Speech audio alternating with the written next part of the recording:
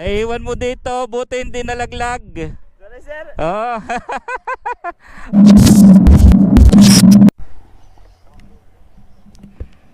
So yun, mga master, mayroon tayong nakuwang, uy, ano to? Ang cellphone to ng customer kanina. Buti hindi nalaglag. Lastik soli natin, mga master. Naiwan ng customer sa lalabag natin, buti hindi nalaglag. Balik natin. Mukhang natawag na pati siya dito sa kanya cellphone. Kawawa naman. Lasing kasi kaninang i-deliver natin yung certificate na pinagawa sa ano, sa Batangas. Nakakainom yata si kuya. Kawawa naman. Isauli natin. At baka hinahanap na niya. May miss call na eh. Let's go. Kaya kayo, pag nakakainom kayo, ay nako, lahat na lang ay pwedeng mangyari. Nasaan ba yun? Hindi ko tanda kasi ako lumiko kanina. Dito yata banda. Paliko yun ng kanan eh. St. Joseph Village 7. Ay, si kuya, kalasingan. Nakalimutan. Di ko rin naman nakita ng ano. Hindi niya dinampot kasi pagkabayad niya ay umalis na rin siya.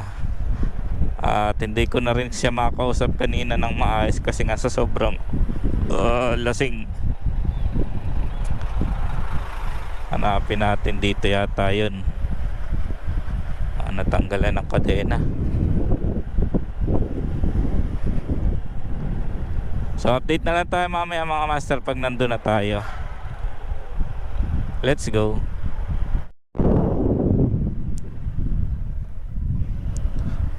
So yun, tumawag na nga si kuya.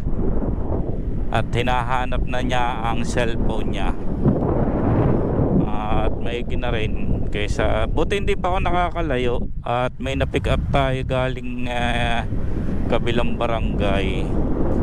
Medyo malayo-layo na rin yun, 5 kilometers na rin yun. Buti hindi nalaglag dun sa likod ng bag ko.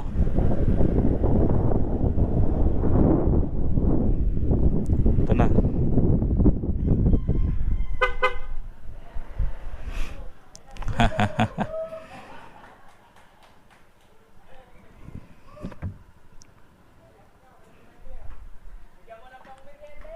Naiwan mo dito, buti hindi nalaglag. Sorry, sir. Oh. Okay lang.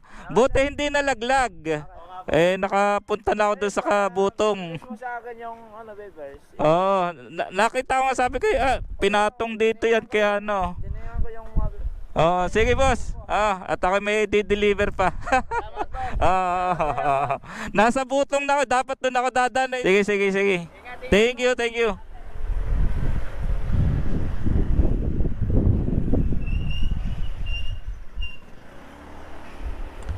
Tuwan-tuwa si na kuya.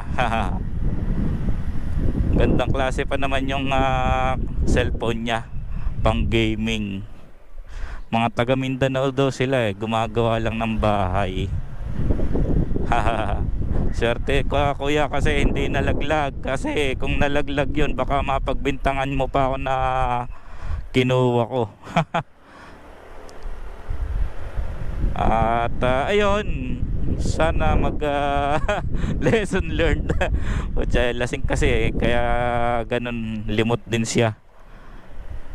Ayun, hanggang dito na lang. Let's go.